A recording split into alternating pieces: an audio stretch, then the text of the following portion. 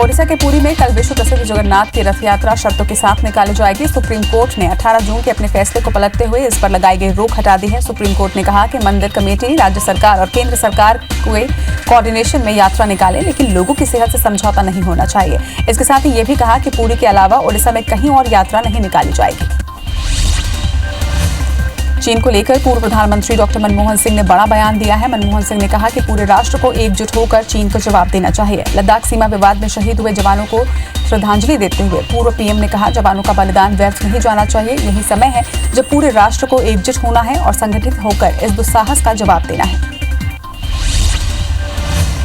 पूर्व पीएम मनमोहन सिंह ने कहा कि आज हम इतिहास के नाजुक मोड़ पर खड़े हैं। हमारी सरकार के निर्णय और सरकार के कदम तय करेंगे कि भविष्य की पीढ़ियां हमारा आकलन कैसे करें।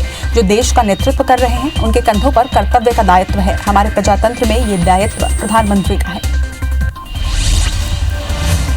भारत के रक्षा मंत्री राजनाथ सिंह आज 3 दिवसीय यात्रा पर रूस के लिए रवाना हुए। रक्षा मंत्री रूस की राजधानी मॉस्को में 24 जून को होने वाले 75वें सैनिक विजय दिवस परेड में शामिल होंगे। इसके साथ ही रूस यात्रा के दौरान वो भारत रूस रक्षा और रणनीतिक साझेदारी को और भी गहरा करने के तरीकों पर बातचीत करेंगे।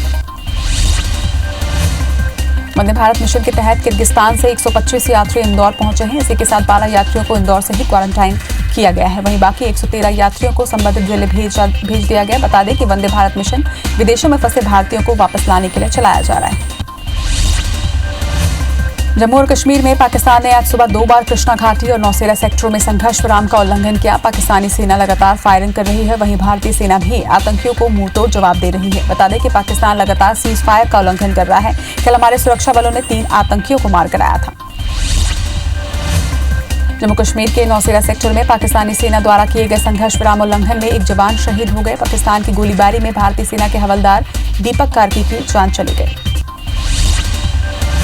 मिजोरम में आज सुबह भूकंप के झटके महसूस किए गए। मिजोरम के चम्फाई जिले में आज सुबह 4:10 पर भूकंप के झटके महसूस किए गए।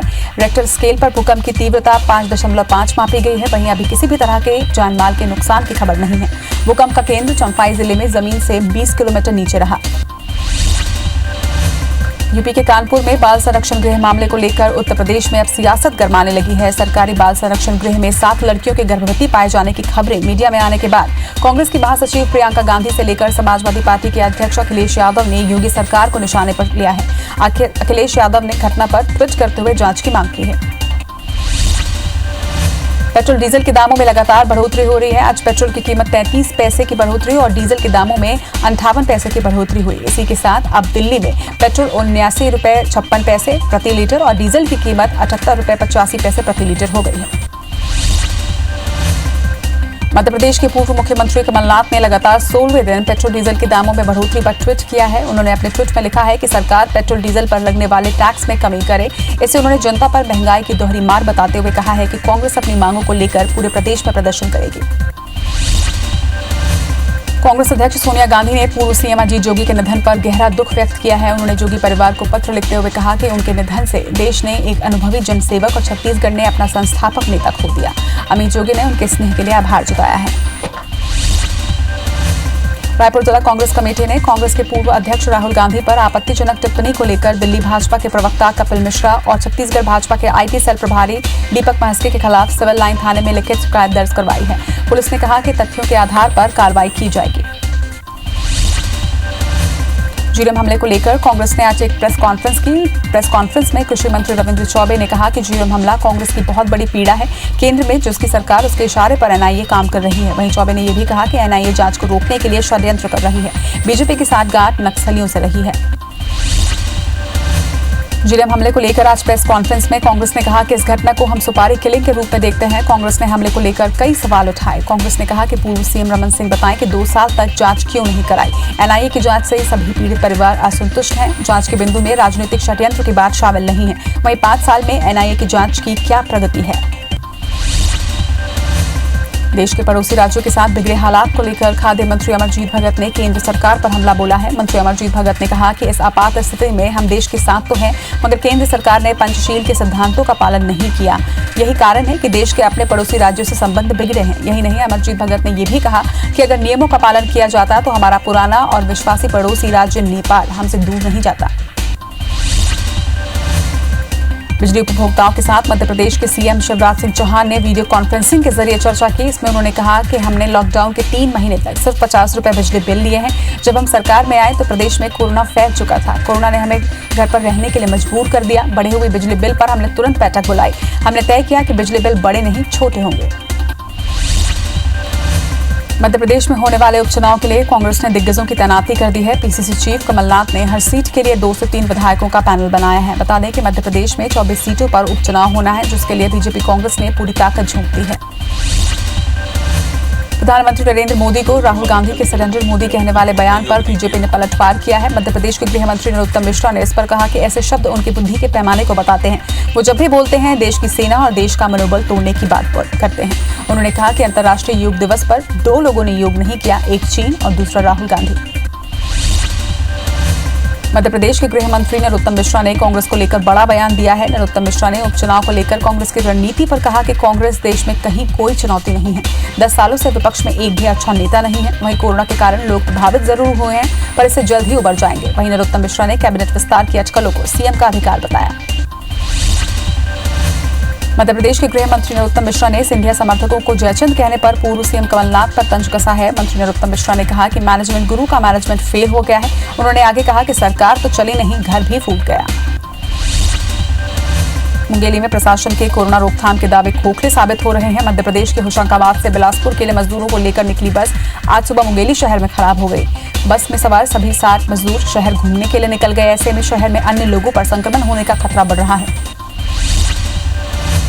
सागर में मंत्री गोविंद सिंह राजपूत के बंगले के पास गोली चली है। मामले में मंत्री के गनमैन ने थाने में रिपोर्ट दर्ज कराई है, जिसके बाद पुलिस ने 2 आरोपियों को गिरफ्तार कर लिया है। वहीं एक आरोपी फरार बताया जा रहा है। पुलिस ने मौके से कट्टा और कारतूस भी बरामद किए हैं। घटना गोपालगंज थाना के तहसीली क्षेत्र की है। मुरैना में हत्या की घटना रुकने का नाम नहीं ले रही है। मुरैना में युवक की गोली मारकर हत्या कर दी गई। युवक 3 दिन पहले ही इंदौर से घर लौटा था। बता दें कि पिछले 12 घंटे के भीतर मुरैना में ये तीसरी हत्या है। इधर सिविल लाइन पुलिस मामले की जांच में जुट गई है। शहर में इस तरह बेखौफ हो रहे वारदात से सनसनी फैल गई है। छत्तीसगढ़ में कोरोना के मामले बढ़कर 2255 पहुंच गए हैं। प्रदेश में के 4 जिलों में कोरबा में 298, बलौदाबाजार में 219, रायपुर में 213 और जांजगीर में 208 पॉजिटिव मिले हैं। वहीं बिलासपुर और राजनांदगांव में 171 केस मिले हैं। जशपुर, मुंगेली और बलरामपुर में मामले सैकड़े पार कर गए हैं। बेमेतरा में 2 बच्चे कोरोना पॉजिटिव मिले हैं, जिनमें से एक 11 साल और एक 5 साल की बच्ची शामिल है। बेमेतरा जिले में अब तक 40 से ज्यादा केस सामने आ चुके हैं, जिसमें से 28 कोरोना मरीज ठीक होकर डिस्चार्ज भी हो चुके हैं।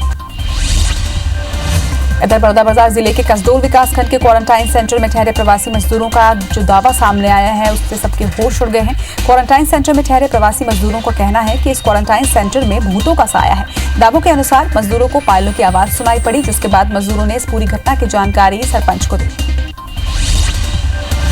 मुंगेली से बिलासपुर सड़क निर्माण में भारी लापरवाही देखने को मिल रही है। एनएच विभाग द्वारा लगभग 100 करोड़ से अधिक की लागत से बन रहे इस सड़क को जिस तरह से निर्माण कराया जा रहा है, उससे लोगों के लिए परेशानी का ये सबब बना हुआ है। आरोप है कि सड़क में गुणवत्ताहीन मटेरियल का उपयोग किया जा रहा है।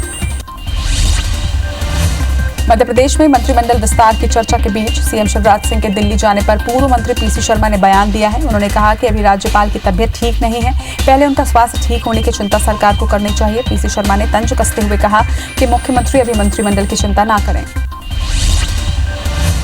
नरसिंहपुर पहुंचे राज्यसभा सांसद दिग्विजय सिंह ने सीएम शिवराज पर जमकर हमला बोला है। उन्होंने कहा कि शिवराज ने मंदिर के कपाट बाद में खोले, पहले मंदिरालय खोल दिया, जिससे उनकी मंशा जाहिर होती है। दिग्गी ने आरोप लगाया है कि शिवराज अवैध खनन के मास्टर और संरक्षक हैं। कार्यकाल किसी का भी रहे, मगर उनका अवैध खनन कभी बंद नहीं होता। छत्तीसगढ़ की पूर्व मंत्री लता उसेंडी ने कोंडागांव विधायक मोहन मरकाम के अधिकारी पर भ्रष्टाचार के आरोप पर कहा है कि भ्रष्टाचार और कमीशनखोरी में कंठ तक डूबे कांग्रेस के लोगों को अब अपनी ही सरकार के अधिकारियों से भरोसा उठ रहा है, क्योंकि अधिकारी उनके काले कारनामों को उजागर करने में लगे हैं। छत्तीसगढ़ में 10वीं और 12वीं बोर्ड के नतीजे कल जारी होंगे। स्कूल शिक्षा मंत्री प्रेमसाय सिंह टेकाम परीक्षा का परिणाम जारी करेंगे। बोर्ड के नतीजे कल सुबह 11 बजे जारी होंगे। जबलपुर में भुगतान नहीं होने से परेशान किसानों ने आज जिला विपणन अधिकारी के कार्यालय का घेराव किया। किसानों में धान और गेहूं का भुगतान नहीं होने से नाराजगी है, जिसके विरोध में आज भुगतान की मांग को लेकर किसानों ने प्रदर्शन किया और जल्द ही भुगतान करने की मांग रखी। नक्सलियों ने सुकमा बीजापुर जिले की सीमा पर बड़ा कार्यक्रम आयोजित किया है। इसमें नक्सलियों के बुलावे पर हजारों ग्रामीण भी शामिल हुए। वहीं नक्सलियों द्वारा ग्रामीण आदिवासियों की संस्कृति से जुड़े कई कार्यक्रम भी आयोजित किए गए। सम्मेलन में बड़ी संख्या में हथियारबंद नक्सलियों की उपस्थिति की पुष्टि बस्तर आईजी पी सुंदरराज ने की। धमतरी में रेत माफिया की ओर से जिला पंचायत सदस्य के साथ मारपीट करने के मामले में मुख्य आरोपी नागेश्वर चंद्राकर अब तक पुलिस गिरफ्त से बाहर हैं। हालांकि पुलिस ने इस मामले में 8 आरोपियों को गिरफ्तार कर जेल भेज दिया है। इसे लेकर बीजेपी का आरोप है कि प्रशासन इस मामले को गंभीरता से नहीं ले रहा, जिसके चलते अब तक मुख्य आरोपी की गिरफ्तारी नहीं हो सकी है।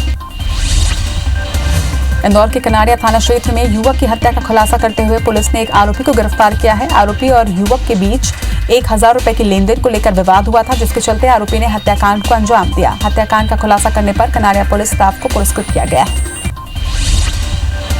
बालाघाट में जमीन विवाद को लेकर खूनी संघर्ष हुआ है। हमले में पिता की मौत हो गई, वहीं बेटा गंभीर रूप से घायल हुआ है। पूरी घटना जमीन विवाद को लेकर हुई, जहां मृतक के भाई और उसके बेटों ने हमला कर दिया। मामला चांगेटोला थाना क्षेत्र के झांगटिया गांव का बताया जा रहा है। नगरनार पुलिस ने मुखबिर की सूचना पर 10.5 लाख रुपए का गांजा तस्करी करते हुए 2 लोगों को पकड़ा है। पुलिस ग्राम धनपुंजी मंडी नाका में धरपकड़ कार्रवाई के दौरान मोहम्मद रियाज और उसके साथी चेतन सुरेश को गिरफ्तार किया और उनके पास से 2 क्विंटल 5 किलो गांजा और एक पिकअप वाहन को भी जब्त किया है। अभनपुर के कठिया मोड़ के पास बीती रात एक तेज रफ्तार अज्ञात कार ने अभनपुर निवासी चंद्रपाल सिंह को अपनी चपेट में ले लिया। इससे उसकी दर्दनाक मौत हो गई। कार के फंसने के कारण चालक चंद्रभान को 1 किलोमीटर तक घसीटता चला गया। दूर तक घसीटे जाने से मृतक के शरीर में गंभीर जख्म हो गए थे। पुलिस ने आरोपी की तलाश शुरू कर दी है। मध्य प्रदेश के राजगढ़ में आज भीषण सड़क हादसे में 5 लोगों की मौत हो गई और 4 लोग गंभीर रूप से घायल हुए हैं। वहीं घायलों को अस्पताल में भर्ती करवाया गया है। हादसा सहारनपुर के पास NH3 पर 2 कारों में भिड़ंत के चलते हुए। ग्वालियर में कार लेकर घूमने निकले इंजीनियर की गाड़ी में रविवार की देर रात अचानक आग लग गई। इंजीनियर और उसके दोस्त जान बचाकर बाहर की तरफ कूदे। आग की सूचना तत्काल दमकल टीम को दी गई। जब तक फायर ब्रिगेड पहुंची, कार पूरी तरीके से जलकर खाक हो चुकी थी। घटना रेसकोर्स रोड NIP के पास की है। महासमुंद जिले के क्वारंटाइन सेंटर में आकाशीय बिजली गिरने से पिता पुत्री घायल हो गए हैं। घटना के बाद घायलों को जिला अस्पताल में भर्ती किया गया। वहीं घटना खल्लारी के नायक बांधा क्वारंटाइन सेंटर की बताई जा रही है।